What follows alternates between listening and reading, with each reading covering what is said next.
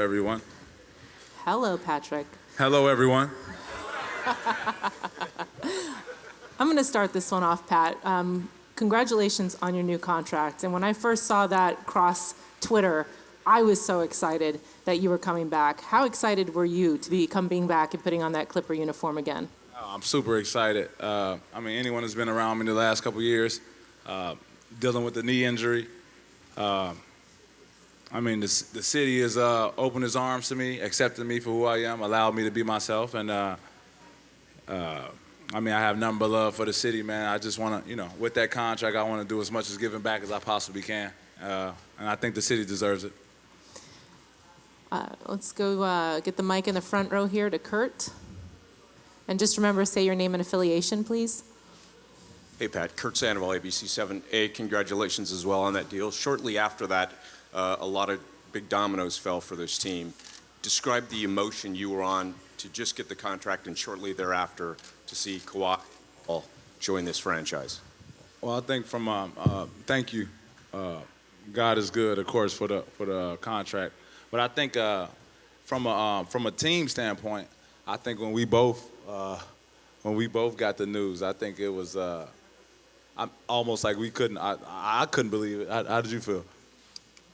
Yeah, I was asleep, woke up, like my phone was blowing up. I thought I got traded.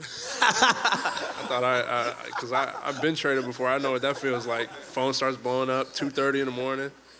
But no, it's exciting. Obviously, that's what you want. We knew we had a good group from last year, and we added pieces, and we're excited about where we're at. Helen had a question here. Helene. Helene Elliott from the LA Times. I'd like to ask you both.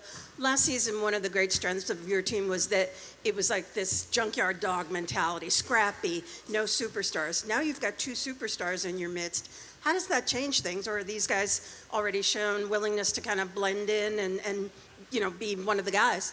I think it's the same thing that you just said, that scrappiness attitude, but on steroids. But not real steroids. However you want to put it. Landry. They both fit the mold. Everybody that we added comes in and has the same mentality from the top down. That's just how it is here. In the back, Josh Martin, Close Up 360. Pat, I want to direct this one to you. With the additions, it looks like a big part of your identity this year is probably going to be on the defensive end. And considering your reputation on that end of the floor and your understanding of that, how important is it to develop sort of an off-court chemistry that can then translate into what you guys do on the court from a defensive perspective? I think first off, the first part of your question, I think it's going to be the totally opposite. I think we're going to lay our hat on defense at all, but if I was a coach and I'm looking at this team and I'm looking for one person to help off of, it'll be me. So I have to be ready to, take the necessary shots or make the necessary plays. So when it comes to defense, that's going to be the easy part because that's what we lay our hat on. But for the most part, we want to get, as close together as we possibly can, that family environment that we had last year, and see what it takes us at the end of the year. Landry, you were pretty much contributing to the team as soon as you arrived last season. Now that you're here for the beginning and the start of the season, training camp and fishing trips, how much do you appreciate being here from day one? Yeah, it's just a different feel here, just with how much time we all spend together, going on fishing trips and going to Rams games and whatever. We're spending a lot of time, and I'm just glad I get to be a part of it. Glad the cards fell the way they did, and then I got to come here and join this great group. I'm just excited to, be here from the beginning to end, and I'm just looking forward to it. Cameron Buford, Los Angeles News Observer. I got a question for both of you guys. Mr. Beverly, you touched on it a moment ago about giving back to the city. Why is giving back important to you? And then Landry, what did you do this summer to improve your game to become a better player? What specifically did you do? Thank you, guys. For me, I think giving back, people would have gave back to the community I was from, maybe, the death toll wouldn't be as high as it is right now. I think this is a real thing that's going on. I think that giving back doesn't solve the problem, but it definitely helps it. It gives inspiration to the kids out there that do want to play basketball, that come from the neighborhoods that I grew up in, that you tell those guys that, someone like me made it, you guys can do it also. So giving back is a step, and, taking a small step is better than not taking a step at all. And for your question for me about what I did to get better, I kind of, based on last season and the end of the year in that playoff series, I kind of expect how I was just trying to look at how teams were probably going to play me and trying to put me in a box saying I'm just a shooter. And that's not the case at all. So my biggest thing was just developing, and continuing to grow in the other aspects of my game, sharpening and polishing those things off.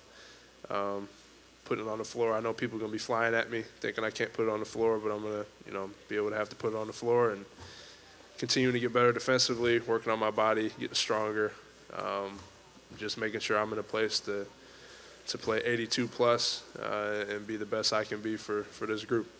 Landry's been in the gym, obviously. Andrew? Andrew Greif, LA Times. For both you guys, Montrez was talking about the pickup games that have started after Labor Day. You guys have been playing for several weeks now. Just what do you guys learn about this group in that last month or so? That Landry can shoot. You didn't know that before? Not the way he can shoot now. Honestly, but this is the group that we really enjoy each other. We can police each other. We can coach each other. It's no big eyes, little U's. It's no ego. The low man on the totem pole, if that's the quote that you guys can use, or the top guy on it, whatever. It's none of that with us. It's you guys have a problem, communicate, nip it in the bud, get over it. Let's get better. Let's be great. And that's been our motto. I think biggest thing I've noticed is just how many options we got. Pat talks about it all the time. To me, just, whatever night it is, could be Lou's night, could be, Pat could be hitting, Kawhi, Paul, Trez could be feeling good. Like, whoever it is, we can ride with them that night. And it's just crazy. You look around the gym while we're playing and just see how much talent we got. And just what options we have. And like he said, unselfish, no high man, no low man on the totem pole. We're just going to go with whatever we feel like is best that night and help us win. There's a question over here. Yeah. Adam Osland, AM 570 LA Sports. Pat, we haven't seen three wings since you guys added PG and Kawhi this good on a team, maybe since the mid-90s Bulls with Harper and MJ and Scottie Pippen. So what are your goals or your expectations on the defensive side this year? I think it will be hard this year, of course. We're not the surprising Clippers that we were last year. You're surprising people. People know exactly who we are, the targets on our back. So we're going to get everyone's best punch. It's up to us to be ready day in and day out. Defensively is going to take care of itself. We've been playing defense since we were a small child, so that won't change. Now it's just time to get to work. So. Right here. Steve Finley, right here. Culver City News, Culver City Observer. Question for both of you. How is it playing for a coach like Doc Rivers? Doc's great. He's been he's seen every aspect of an NBA organization from player to front office. So he gets it. If he's telling you something, it's coming from the right place. He's hard on you, expects a lot of you, but can talk to you like a player, like a teammate almost. But it's I got traded and got to play for him last year and this year. He's been great. I think to add to that, Doc is he's a coach who preaches doing the right things, and for me, behavior is greatness for me, and greatness is behavior. The better your behavior is off the court, the better basketball player you'll become, and that's his message, and that's been his message, and it's really synced in with this group. The more we mature as individuals and as a team, we become that more dangerous on the basketball court. Louis Keene, Real GM. Landry, are you anticipating playing more point guard this year? And what's your sense of how much more you'll be called on to do that? And for Patrick, as a leader of this team, bringing 2 new All-Stars into the fold, how do you expect your role to change as a leader? I mean, my role, whatever is needed of me, I feel like I can do. And I expect that to change on a night-to-night basis. Those decisions are going to be made by Doc, as far as point guard or whatever. I don't really care. We got, as far as I'm concerned, probably 4 on the court at any point in time. So, I mean, it's kind of almost point guard by committee, maybe. But, I mean, for me, I'm not too worried about how many minutes I'm going to play at this position or that. It's more about just what is needed of me on a night-to-night basis. What can I do to help us be the best we can be and help us get as many wins as possible. That is a hell of an answer, too. Thanks, Pat. Trying to be like you. Respect. I'm sorry, what was the last part of that question? Oh, nothing changes. We all, even Landry, it's his second year, but he's a leader also. We all a leader in our own little lane, whatever lane that is. Of course, each lane is different. And we just try to be the best in our roles that we possibly can be. And with that mindset, that'll take us a long way. Next question. Mr. Beverly. Right here, my man. Good to see you, baby. You too, bro. Corey Magetta with Fox Sport. I want to know, Pat, what were some of the things this summer that you worked on? I saw a lot of your workouts with Jordan Lawley and handled by Randall. Taking into account you had that knee injury, and now this was a full summer of recovery, and we're actually working on your game. So what were some things that you can take away from this summer?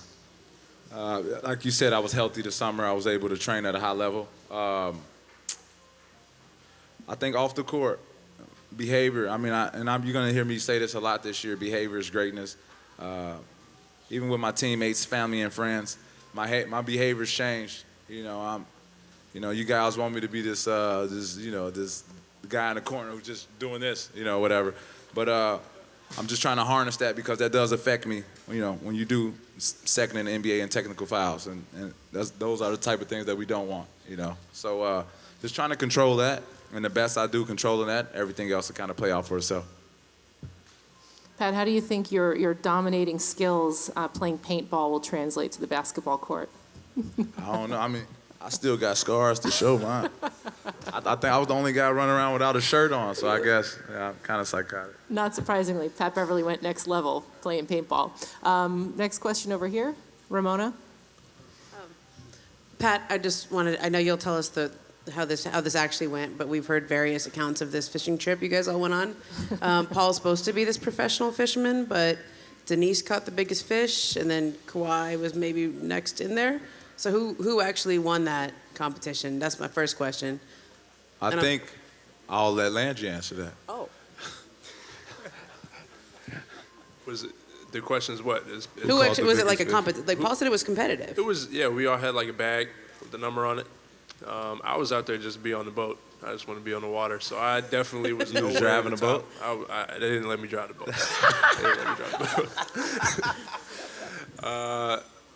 It was a competition though. Denise did catch the biggest fish. That was crazy. But it was a lot of fun. You can feel it. It got a little competitive. It was a good time though. It was a lot of fun. And my other question was, just for both of you, is we all, Kawhi Leonard's been a force in the NBA for a long time, but he's sort of new in town since high school, really. What have you got to know from him? People say he's a funny guy. He said he's that too, right? What have you got to know about him so far, just as a person? Dude is funny. Funny as hell. Really? He is funny. He works extremely hard too. Him and PG and Mo. You can go down the list. I'm gonna be honest. We have a really good team. Everyone here knows that. But it starts tomorrow. I'm gonna take the pressure off everybody right now. We're not gonna talk about championships. We're not gonna talk about any of that right now. We're talking about one day at a time, and that starts with media day. It's good to see you, good faces, good people. And tomorrow it's time for business, which is practice. And we're going to try to get the most out of each day. And if you have that mindset and do that, by the end of the day, end of the year, you put yourself in a good position to win a lot of basketball games. On that note, thank you, fellas. Patrick Beverly, Landry Shamet. Drop the mic, baby. There you go. Controlling myself.